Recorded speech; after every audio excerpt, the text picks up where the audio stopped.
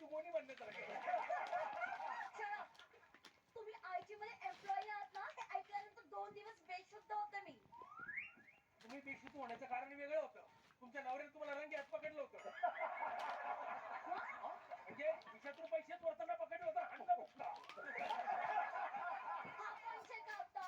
काय तुमच्या सासूने ना वाद आणलाय. ओ माय गॉड, तुम्हाला पण आमची तर पाक म्हातारीनं जिरवूनच टाकली आहे.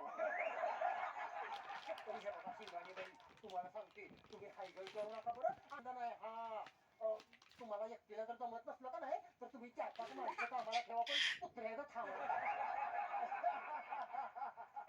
काय बोलती तू? माझी आई आहे ना ती. हे बघा, तुमच्या जरा काय होत नाही. हा तुम्ही तिला बघितलं तरी असं बुबडी वळती तुमची. त्या एवढ्या मनापासून जिद्दीला पेटून हिला पेटून करायला बघतं तर करू दे ना, त्याला आणू दे ना चांगलं. एवढं काय केलं माझ्या आईनं? काय केलं? माझ्या गॅलरी मध्ये ते बोंबील वाळत घातलेत आणि माझ्या नवऱ्याला कामावरून सुट्टी घेऊन तिथे रॉकनीला बसवलंय.